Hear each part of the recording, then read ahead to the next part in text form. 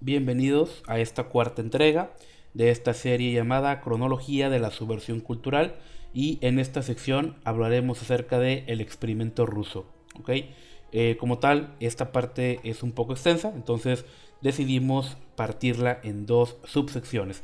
Esta primera parte abordará un tema más histórico y una segunda abordará temas más ideológicos. ¿Ok? Primeramente debemos entender algo de suma importancia, que fue la Revolución Rusa o la Rebelión Rusa del año de 1905.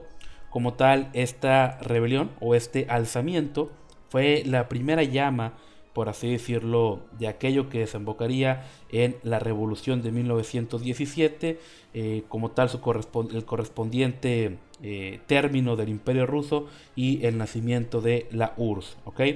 Entonces, primeramente debemos entender que en el año de 1613 se instaura como tal la dinastía Romanov de mano de Mikhail Fyodorovich, mejor conocido como Miguel I de Rusia. Después, en el año de 1861, la servidumbre como tal fue absuelta de mano del zar Alejandro II y a la vez se empezaban a mostrar las primeras fisuras o los primeros problemas que ya presentaba el régimen feudal en Rusia. Recordemos que Rusia hasta esta época, hasta principios del siglo XX, era prácticamente un país feudal, no había llegado como tal la revolución industrial, entonces gran parte del viejo orden como tal monárquico se mantenía intacto. Después, en el año de 1881, muere como tal el zar Alejandro II, murió en un atentado de bomba perpetrado por un partido llamado Tierra y Libertad, como tal en ruso, y fue sucedido por Alejandro III, que era a su vez un ferviente conservador, y también era una persona que tenía valores sumamente arraigados al antiguo estilo de gobernar zarista. ¿Ok? Asimismo, este zar hizo mano del servicio policial secreto que se llamaba Ojrana como tal, un servicio que era muy eficiente a la hora de suprimir todo movimiento revolucionario o contrario al régimen. Asimismo, este movimiento desplazó a muchas personas, encarceló, exilió. Asimismo, se tomaron muchas medidas contra aquellos que eran considerados no rusos y aquellos que fueran seguidores de religiones no cristianos ortodoxos.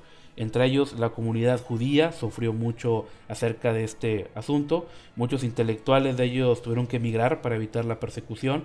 Y gracias a este éxodo que tuvieron en Europa Occidental es que se pusieron en contacto con pensadores de la corriente marxista. ¿Ok? Y sería el año de 1883 cuando se formaría el primer grupo ruso marxista, aunque no alcanzaría un tamaño relevante hasta el año de 1898. ¿Okay? Después, el zar Alejandro III falleció como tal el 1 de noviembre de 1894 y le sucedería su hijo, que en este caso sería Nicolás II, el último de los zares. ¿Okay? Como tal, este hombre padecía o tenía grandes complejos. Esta persona, a ojos de muchos, no era como tal apto para gobernar e incluso su padre estaba de acuerdo en que él realmente carecía de formación política, ignoraba acerca del gobierno del imperio y realmente se entendía que no tenía la habilidad para administrar un territorio tan grande como tal lo fue Rusia. ¿Ok? Después, en el año de 1905, todo esto desencadenó en algo conocido como el Domingo Sangriento. ¿Ok? Entonces, esto como tal se fue gestando poco a poco, primeramente con la guerra contra Japón. Rusia perdió humillantemente, el pueblo estaba oprimido, llevaba décadas de represión gubernamental, crisis económica, hambre, miseria, y como tal el Domingo Sangriento fue la gota que derramó el vaso, por así decirlo. Esto empezó con una marcha pacífica de obreros en San Petersburgo. Dicho objetivo era entregar al zar una petición acerca de mejoras laborales y que formaran un ambiente un poco más propicio para, como tal, el desarrollo. ¿Ok? Como tal, los marchistas eran principalmente la clase obrera, la clase campesina, algunos llevaban iconos religiosos, cruces, no estaban armados y la manifestación fue salvajemente aplastada por soldados de infantería, tropas cosacas, que estaban apostados enfrente del Palacio de Invierno, dispararon sucesivas cargas de fusilería contra la multitud que estaba desarmada, persiguieron a los sobrevivientes por las calles, por las avenidas, disparando durante horas, obviamente cobrando numerosas víctimas que hasta el día de hoy es discutido. Los periódicos del momento dijeron que eran 2000, entre hombres, mujeres y niños.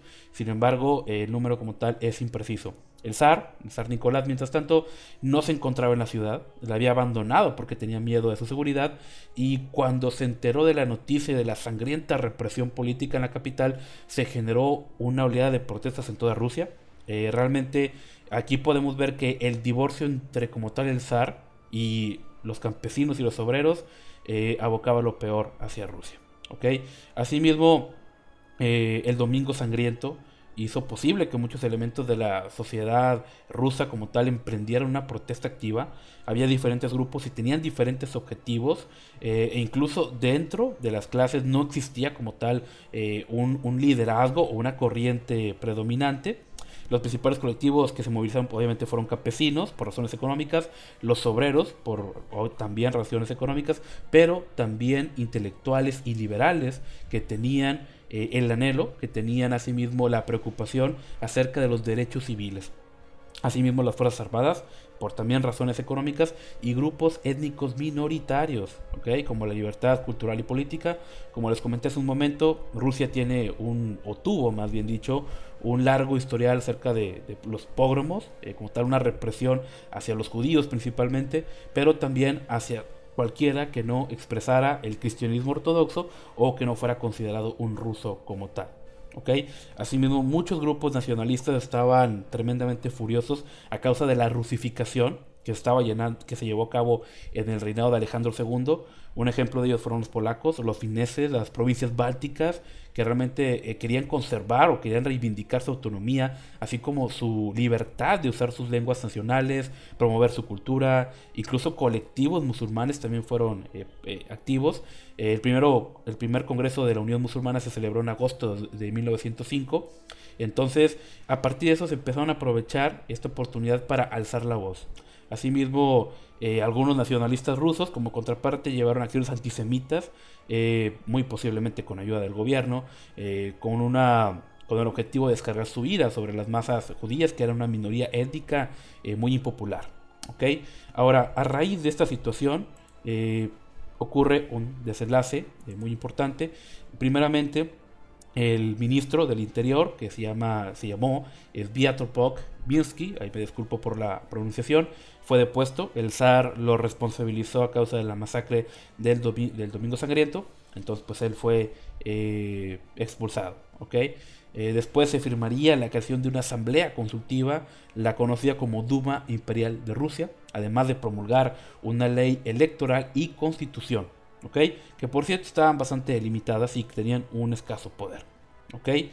Después de esto, el 14 de octubre se le entregó al zar el llamado Manifiesto de Octubre, escrito por White, en este caso se llamaba Sergei White, y Alexei Obolensky. Y entre ellos se indicaban la mayoría de las demandas que tenían al Congreso, que entre ellos estaban los derechos civiles, legalización de partidos políticos, el derecho al sufragio universal y el establecimiento de la Duma Imperial de Rusia como un órgano legislativo central. El zar esperó, discutió alrededor de 3 días y al final lo terminó firmando con el fin de evitar más baños de sangre. Además, él era consciente de que era escaso en efectivos militares disponibles y pues al final de cuentas terminó arrepintiéndose de la rúbrica, justificando que todo lo que hacía lo hacía bajo coacción. ¿Okay? Esto es muy importante entenderlo, ya que el zar era una persona con una moral, por así decirlo, o una capacidad emocional muy débil. Era una persona muy pusilánime, incluso si lo podríamos llamar así. Y pues bueno, en el año de 1906 entró en vigor como tal la Constitución, que asentaba los límites para un nuevo orden político, pero se confirmó al zar como un gobernante absoluto, con control total del poder ejecutivo, política exterior, iglesia y fuerzas armadas. La Duma como tal fue reformada, se transformó en una cámara de menor rango que el Consejo de Estado. La mitad de los miembros eran elegidos por el mismo zar. Las leyes que habían sido aprobadas como tal y pues todas las condiciones tenían que ser como tal aprobadas por el zar, y aparte de estas limitaciones, los ministros tenía que elegirlos también el zar, le rendían cuentas a él, no al parlamento. Los ministros no formaban un consejo de ministros, sino que respondían individualmente ante el mismo monarca. Entonces pues la Duma carecía completamente de poder. Realmente no era más que, pues ahora sí que un títere.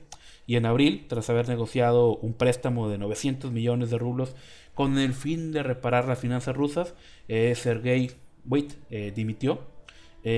Aparentemente el zar le había perdido la confianza a este hombre, y después fue conocido como el político más destacado de la última Rusia imperial.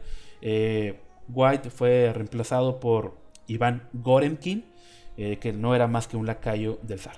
Entonces prácticamente las cosas terminaron iguales. Las riquezas, el poder quedaron de mano de la monarquía, de la aristocracia.